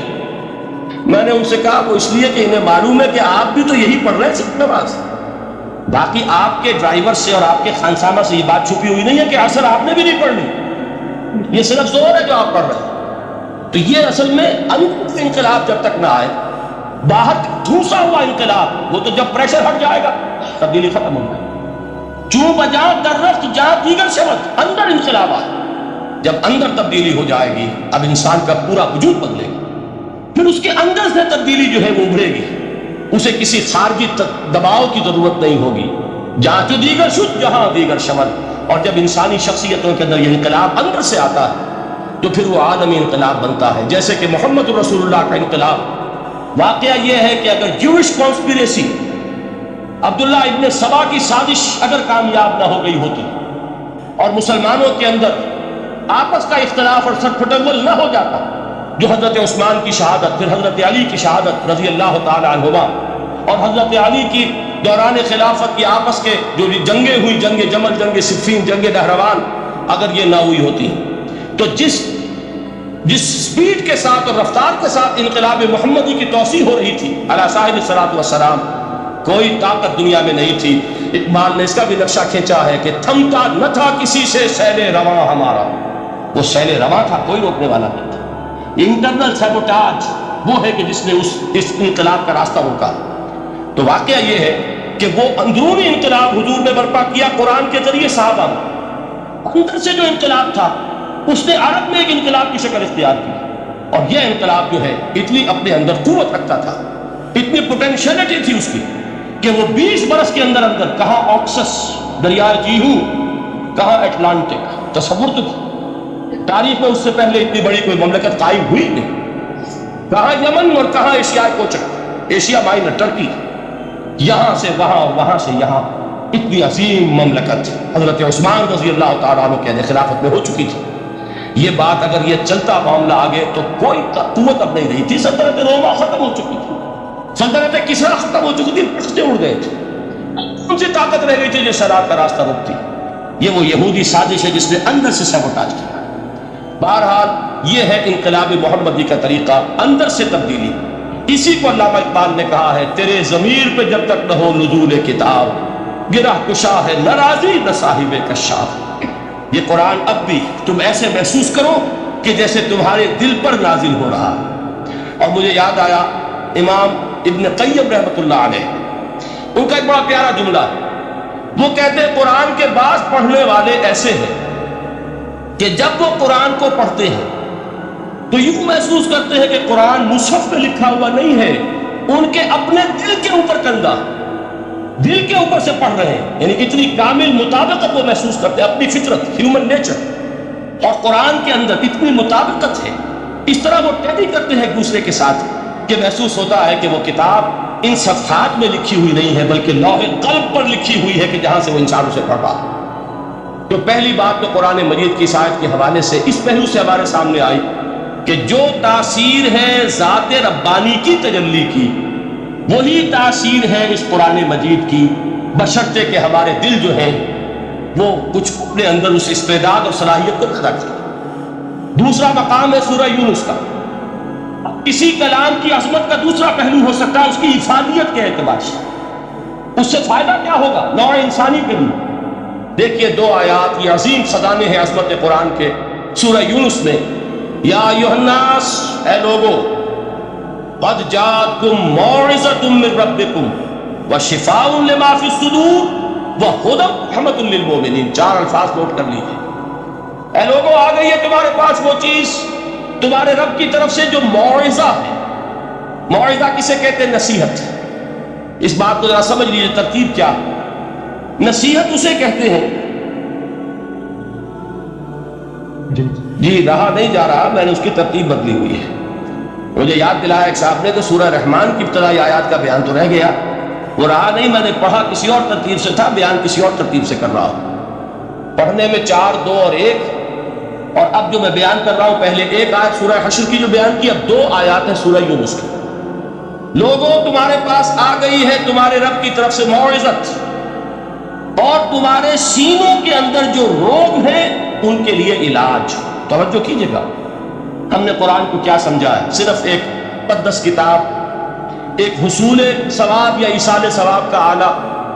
قرآن ہے کیا؟ نمبر 1 موعظہ۔ موعظہ کسے کہتے ہیں؟ وعظ اسے کہتے ہیں وہ بات جس سے دل نرم ہو جائے، دل کے اندر گداز پیدا کرنے والی شے۔ وجہ کیا ہے؟ اعلیٰ سے اعلیٰ حکیمانہ بات کسی سے کہی جائے، دل سخت ہے، اثر نہیں ہوتا، ایک ٹیسٹ آ جاتا ہے انسان کے دل کے اوپر۔ جیسے کہ یہود کے علماء کے بارے میں فرمایا گیا، ثم قست قلوبکم فہی کالحجارۃ او اشد قسوۃ وان من الحجارۃ لما يتفجر منه الانہار وان منها لما يهبط من خشیۃ اللہ وان منها لما يشقق فيخرج منه الماء۔ اے لوگوں، پھر تمہارے دل سخت ہوتے چلے گئے، پھر وہ پتھروں کے مانند سخت ہو گئے، بلکہ ان سے بھی زیادہ سخت، اس لیے کہ پتھروں میں تو وہ بھی ہوتے ہیں کہ جو اللہ کے خوف سے گر جاتے ہیں، پتھروں میں وہ بھی ہوتے ہیں کہ جو اللہ کی خشیت سے پھٹ جاتے ہیں، ان میں سے پانی بہ نکلتا ہے۔ پتھر تو اس طرح کے ہیں، لیکن انسان کا دل جب سخت ہو جائے، جب پتھر بن جائے، تو کوئی شے دنیا کی اس کی سختی کا مقابلہ نہیں کر سکتی۔ پہلے اس سختی کو نرم کریں گے، جیسے زمین ہے چٹیل زمین، اس زمین کے اندر ہل چلے گا تو بارش جو ہے فائدہ دے گی، اس کو آپ زمین کو نرم کرتے ہیں تاکہ وہ بارش کو جذب کرے، ورنہ چٹیل زمین ہے سب، وہ پانی بہ جائے گا اور وہ زمین کے اندر جذب نہیں ہوگا۔ تو پہلا لفظ استعمال کیا موعظہ۔ یہ قرآن واعظ ہے، نصیحت ہے، دلوں کو نرم کرتا ہے، دلوں پر جو کرست آ گیا ہے سخت اسے توڑتا، اس میں ہل چلاتا۔ پھر کیا کرتا ہے؟ پھر جب یہ جذب ہوتا ہے، شفاء لما فی الصدور، جو سینے کے روگ ہیں ان کے لیے شفا ہے۔ اب آپ غور کیجئے گا، علامہ اقبال نے انہی 2 اعتبارات سے مسلمانوں کا مرثیہ کہا کہ مسلمانوں نے اس قرآن کو نہ موعظہ کے لیے استعمال کیا اور نہ تزکیہ نفس کے لیے استعمال کیا، بلکہ اس کو تو صرف بنا لیا ہے وہ جان آسانی سے نکالنے کا نسخہ یا ایصال ثواب کا۔ چنانچہ کہتے ہیں واعظ کے لیے واعظ دستہ زن و افسانہ بند۔ واعظ جو ہے ہمارے داستانے کہتے ہیں، افسانے کہتے ہیں، قصے کہتے ہیں، لطیفے کہتے ہیں، معنی او پست و حرف او بلند، اس کے بیان میں معنی تو ہوتے ہیں بہت ہی گھٹیا، نیچے کے پست، الفاظ کا شکو ہوتا ہے، الفاظ بہت اونچے ہوتے ہیں۔ از خطیب و دیلمی گفتار او با ضعیف و شاذ و مرسل کار او، سارا باز و نصیحت جو ہو رہا ہے وہ ضعیف حدیثوں کے ذریعے سے، ضعیف روایات بخاری کی ہو، مسلم کی ہو، ترمذی کی ہو، ابن ماجہ کی ہو۔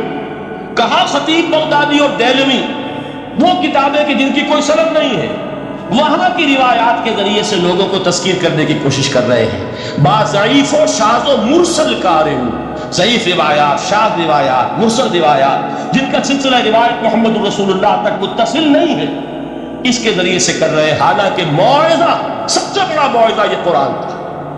قرآن کہتا خود فذکر بالقرآن من یخاف وعید، اے محمد صلی اللہ علیہ وسلم آپ اس قرآن کے ذریعے نصیحت کیجیے۔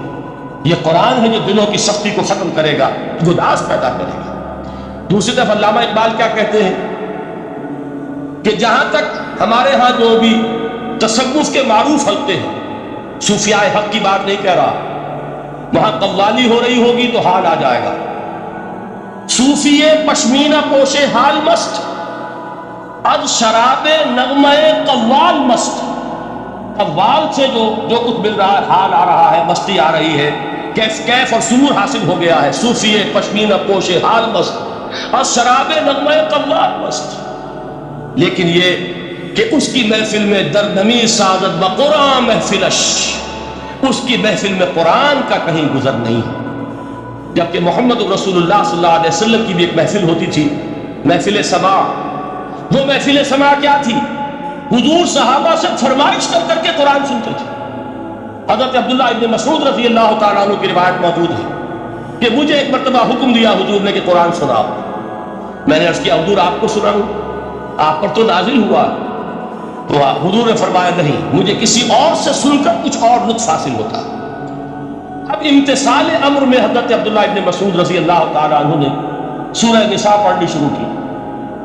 41ویں آیت پر پہنچے. چشم تصور سے دیکھیے کہ حضور بھی تشریف فرما ہے, صحابہ کرام کی محفل ہے, اور صحابہ کیسے بیٹھا کرتے تھے ادب کے ساتھ. ایک روایت میں الفاظ آئے ایسے بیٹھتے تھے ساکت و صامت ہو کر, بالکل خاموش, سکون, ساکن اور ساکت و صامت, کہ جیسے ان کے سروں پر پرندے بیٹھے ہیں کہ ذرا جنبش کریں گے تو پرندہ اڑ جائے, اس ادب کے ساتھ. تو وہ محفل جو ہے حضور صلی اللہ علیہ وسلم کی, اور ایک صحابی حضرت عبداللہ ابن مسعود گردن نیچی کیے ہوئے ہیں اور قرآن پڑھتے چلے گئے. جب اس آیت پر پہنچے فَكَيْفَ إِذَا جِئْنَا مِن كُلِّ أُمَّةٍ بِشَهِيدٍ وَجِئْنَا بِكَ عَلَىٰ هَٰؤُلَاءِ شَهِيدًا, کیا ہوگا اس دن جس دن کہ ہم حق امت پر ایک گواہ کھڑا کریں گے, اور اے نبی آپ کو گواہ بنا کر لائیں گے ان کے خلاف. آپ کو یہ ٹیسٹیفائی کرنا ہوگا کہ اللہ تیرا جو کلام میرے پاس آیا تھا میں نے پہنچا دیا تھا, اب ان کی ذمہ داری ہے. They are accountable, they are responsible. اس پر حضور نے فوراً فرمایا حسبک حسبک, بس کرو بس کرو. اور حضرت عبداللہ ابن مسعود فرماتے ہیں کہ میں نے جب نگاہ اٹھا کر دیکھا حضور کے آنکھوں سے آنسو روا تھے. یہ ہے سماع, یہ محفل سماع ہے. کاش کہ اللہ تعالی ہمیں اس کی توفیق عطا فرمائے. یہ ہے مسنون محفل سماع. اس قرآن کے اندر وہ گداز ہے.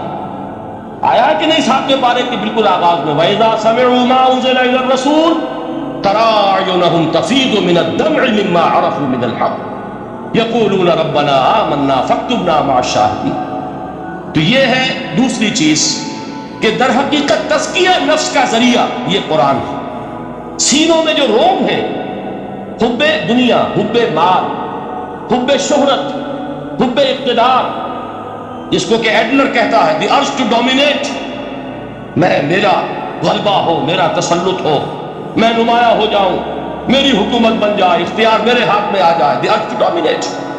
یہ ساری ارجز ہیں ہماری در حقیقت جس سے فساد رونما ہے. یہ حب مال ہے جس کی وجہ سے ہمارے اندر تنافس ہے.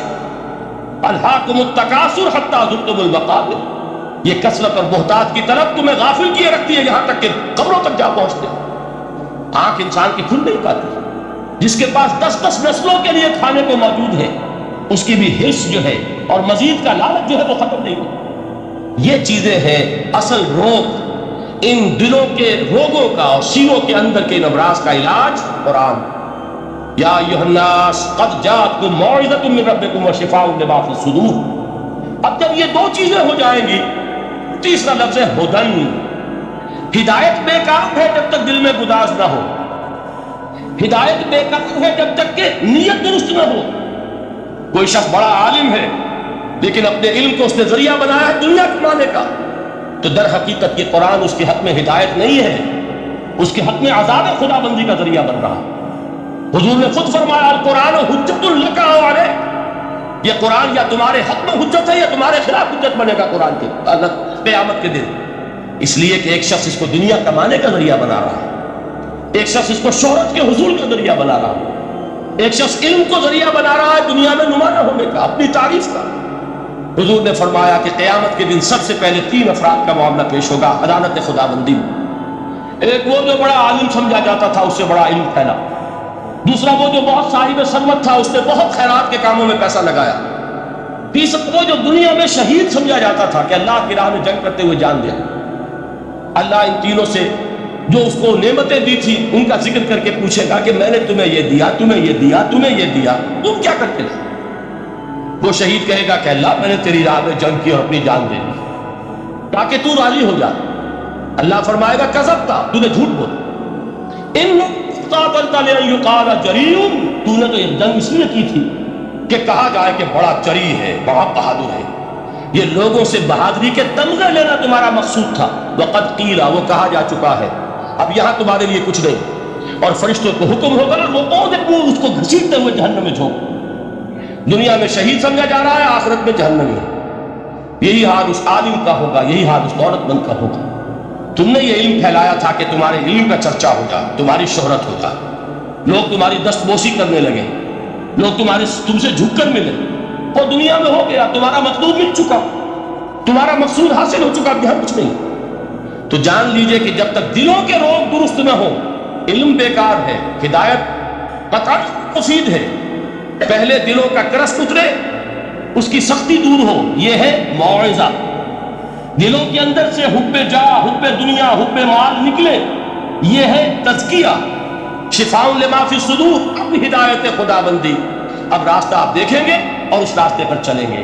یہ ہدایت جو ہے دنیا میں، یہی آخرت میں رحمت کی شکل میں ظاہر ہوگی۔ جنہوں نے اس قرآن کی ہدایت سے فائدہ اس دنیا میں اٹھایا، آخرت میں رحمت خدا بندی کی بدلیاں ان پر سائے کریں۔ ایک حدیث میں تو باقاعدہ الفاظ آئے ہیں کہ سورہ بقرہ اور سورہ آل عمران یہ دو بدلیوں کی صورت میں ظاہر ہوں گی میدان حشر میں، اور ان لوگوں پر سایہ کریں گی کہ جن کو ان سے بڑی محبت تھی۔ یہ چار الفاظ نوٹ کر لیجئے اسی ترتیب کے ساتھ: یا ایھا الناس قد جاءتکم موعظۃ من ربکم وشفاء لما فی الصدور وہدی للمؤمنین قل بفضل اللہ وبرحمتہ۔ اے نبی کہہ دیجئے یہ اللہ کا بڑا فضل ہے، لوگوں سمجھو، اس کی بڑی رحمت کا ظہور ہوا ہے اس قرآن کی شکل میں۔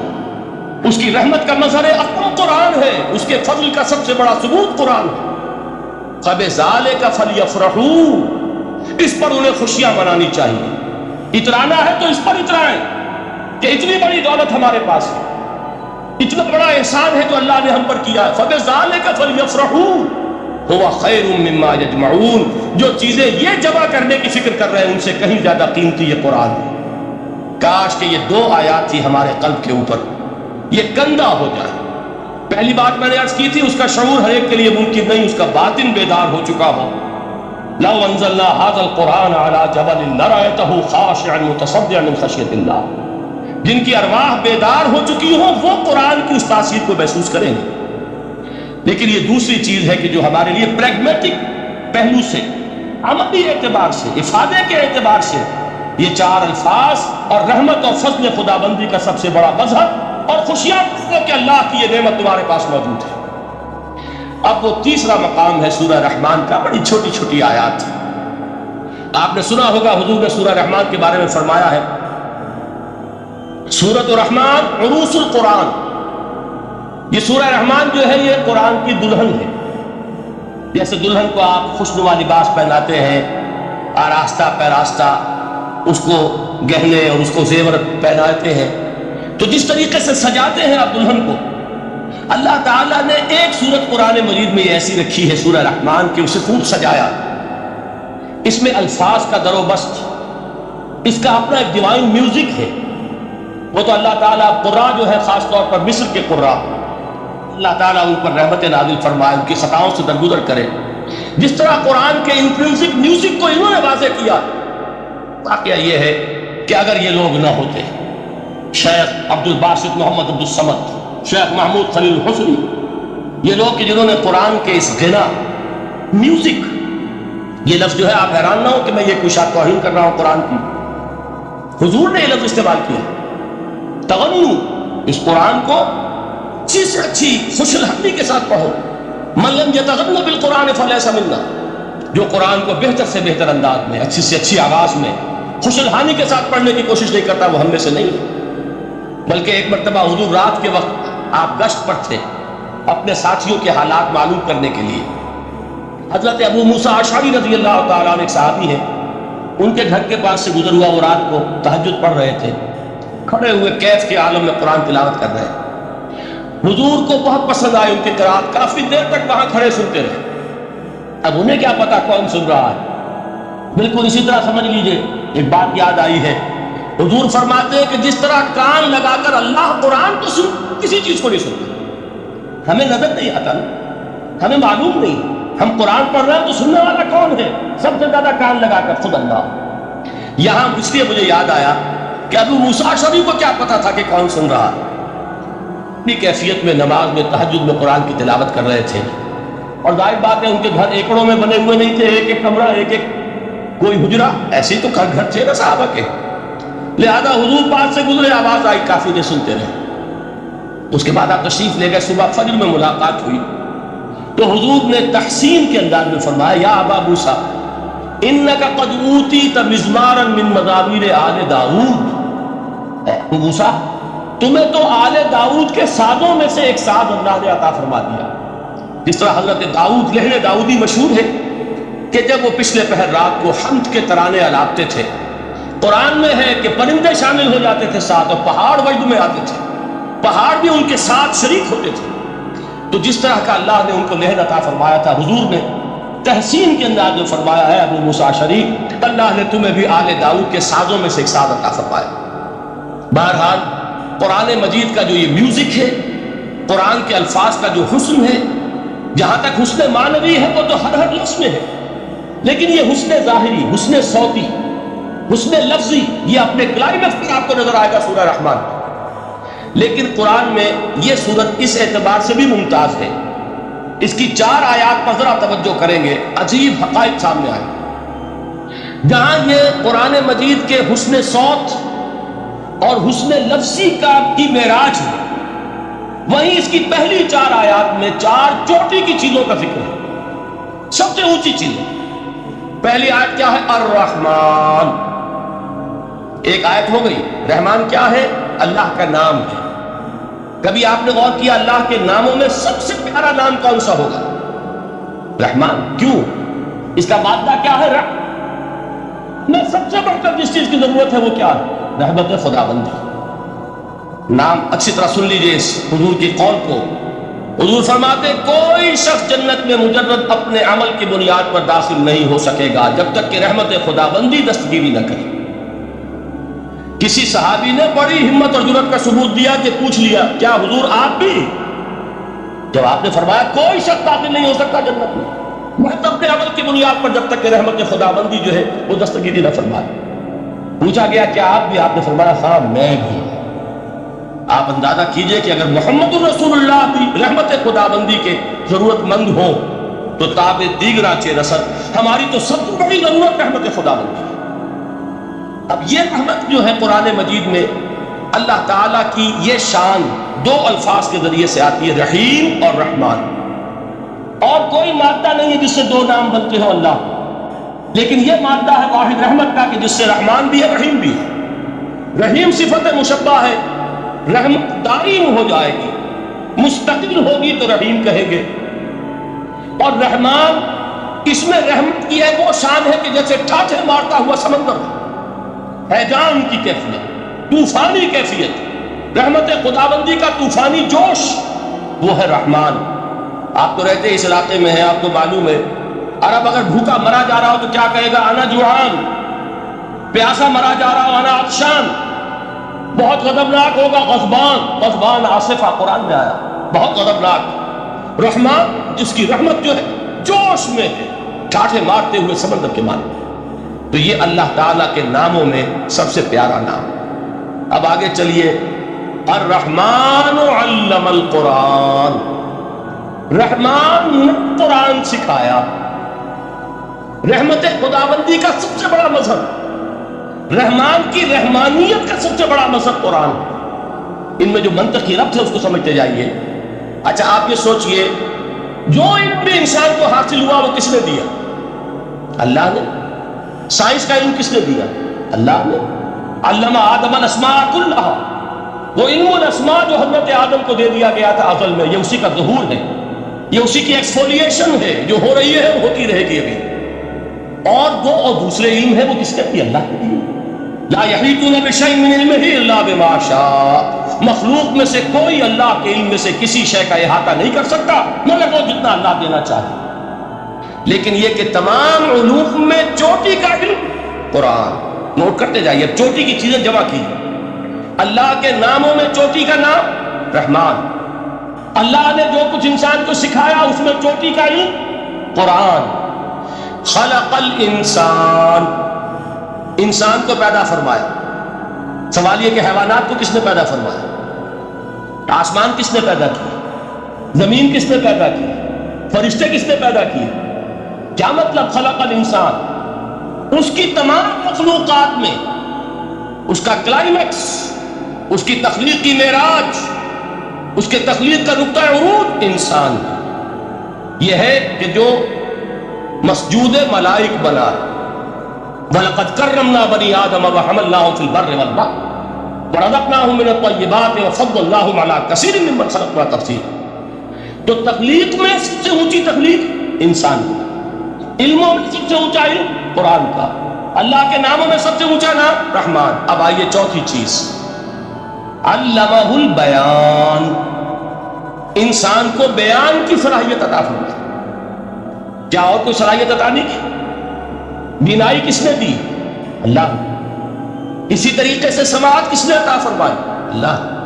کتنی فیکلٹیز ہیں، کتنے ایکسٹرنل آرگنز ہیں سینس کے، کتنے انٹرنل سینسز ہیں جو اللہ نے دیے ہیں. لیکن یہاں بھی سمجھ لیجئے جتنی فیکلٹیز ہیں ہیومن فیکلٹیز، ان میں ٹاپ کی فیکلٹی جو ہے وہ اسپیچ ہے، کلام ہے، بیان ہے. جن لوگوں نے میڈیکل سائنس کا مطالعہ کیا ہے وہ جانتے ہیں کہ یہ برین ہے، ہیومن برین. اس برین میں جو وہ اوپر ایک زرد سا مادہ ہوتا ہے، گرے میٹر، اس کی ایک کوٹنگ ہوتی ہے. یہ ہائیسٹ ایوالوڈ فارم ہے، اور اس میں سب سے بڑا رقبہ جو ہے وہ اسپیچ سینٹر کہلاتا ہے. اسی لیے انسان کو حیوان ناطق کہتے ہیں. حیوان کے اور انسان کے مابین امتیاز قائم کیا گیا، نطق، گویائی، بولنا.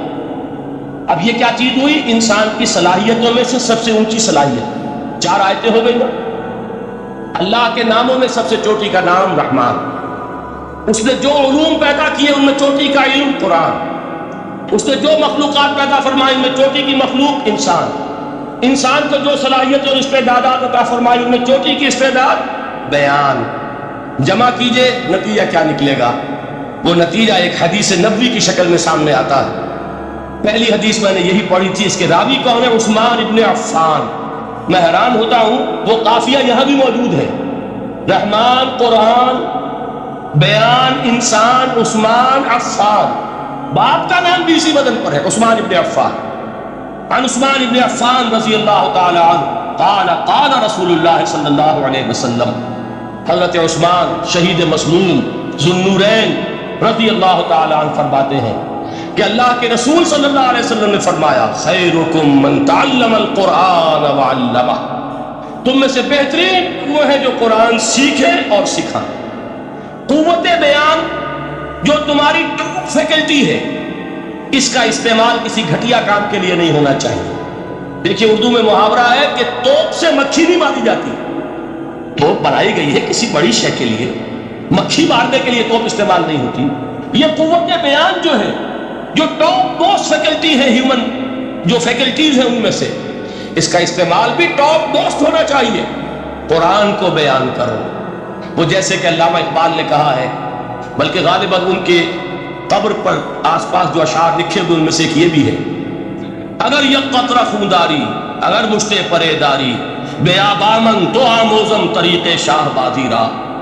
اگر تمہارے اندر ایک قطرہ بھی خون کا ہے اور مٹھی بھر بھی پر اگر اللہ نے دیے ہیں تو ہے میرے پاس آؤ کہ میں تمہیں شہبازی کے طریقے سکھاؤں. اسی طرح جان لیجئے اگر اللہ نے قوت گویائی عطا فرمائی، اگر اللہ نے تمہیں حیوان ناطق بنایا، اگر اللہ تعالیٰ نے تمہیں یہ صلاحیت عطا فرمائی، اس صلاحیت کا مصرف دنیا کو نہ بناؤ، اس صلاحیت کا مصرف اللہ کے کلام کو پھیلانے پر اس کو صرف کرو. خیرکم من تعلم القرآن وعلمہ. خیر جب لفظ آتا ہے بغیر من کے، ورنہ تو آتا خیر من ہو تو یہ ہوگی کمپیریٹو جو ایک ایڈجیکٹو جو ہوتی ہے، لیکن یہ سپرلیٹو ڈگری ہے جب بغیر من کے ہوگا. خیرکم، دی بیسٹ امنگسٹ یو، جو تم میں بہترین لوگ ہیں وہ کون ہیں؟ من تعلم القرآن وعلمہ، جو قرآن سیکھیں اور سکھائیں، قرآن پڑھیں اور اسے بیان کریں. آج جان لیجئے سب سے بڑی ضرورت اس بات کی ہے کہ آج کا قرآن پڑھو. آپ حیران ہوں گے کہ یہ کیا کہا اس نے. دیکھیے قرآن تو اترا 1400 برس پہلے، لیکن تا قیام قیامت نوع انسانی کو جتنے مسائل درپیش ہوں گے ان سب کا حل اس میں ہے. البتہ کھودنا پڑے گا، گہرائی میں اترنا ہوگا. ایک قرآن کی سطح ہے، اس سطح نہیں، اس کی گہرائی کے اندر غوطہ زنی کرو. قرآن میں ہو غوطہ زن ہے مرد مسلمان. اور آج کا قرآن یعنی آج کی ہدایت جو اللہ نے اس میں رکھی ہوئی ہے، ڈگ اٹ آؤٹ، اس کو نکالو اس کے اندر سے. ابھی میں حدیث تو آپ کو سناؤں گا، اس میں یہ تصور آئے گا سامنے اور واضح ہو کر. آج کے انسان کی رہنمائی اس قرآن سے اخذ کر کے انسان تک پہنچاؤ. یہ ہے فریضہ محمد رسول اللہ کی امت کا صلی اللہ علیہ وسلم. آپ نے وہ حدیث سنی تھی کہ بلغوا عنی ولو آیۃ. حضور نے خطبہ حجۃ الوداع میں پہلے تو گواہی لی مسلمانوں سے. 1.25 لاکھ کا مجمع جمع تھا. حجۃ الوداع آخری حج، آپ نے اپنے خطبے میں جس کے چند جملے میں سنا چکا ہوں آپ کو ایگزیونس کے حوالے سے، اپنی تعلیمات کے اہم نکات کو بار بار دہرا کر بیان کیا، عمل کیا، اچھی طرح ذہنوں میں اتارا۔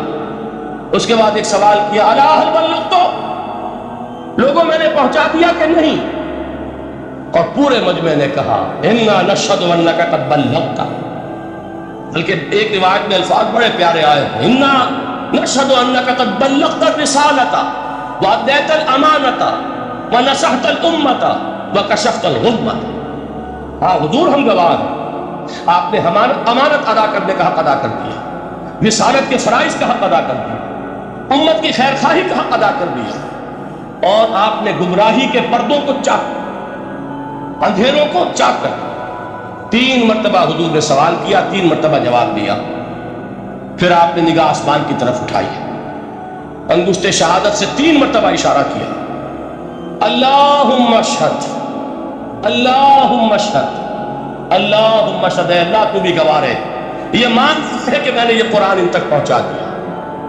یعنی جسے آپ انگریزی میں کہتے ہیں سائی آف ریلیف، کہ بڑا بھاری بوجھ آپ پڑا تھا، بڑی ذمہ داری تھی، انا سنلقی علیک قولا ثقیلا، اے محمد ہم آپ پر ایک بڑی بھاری بات ڈالنے والے ہیں۔ اے اللہ گواہ ہے کہ وہ بوجھ میرے کاندھے سے اتر گئے، یہ تسلیم کر رہے ہیں کہ میں نے حق امانت ادا کر دیا، تیری امانت تھی میرے پاس یہ کلام، اللہ کا یہ پیغام انسانوں کے لیے نازل ہوا محمد پر صلی اللہ علیہ وسلم، تو امانت کا بوجھ کس کے بارے گرا، کس کے کاندھے پر ہے؟ حضور کے۔ اگر ادا نہ کرتے، ابھی وہ آپ نے آیت سنی تھی، یا ایھا النبی بلغ ما انزل الیک من ربک فإن لم تفعل فما بلغت رسالتہ، یا ایھا الرسول، اے رسول صلی اللہ علیہ وسلم پہنچا دیں کچھ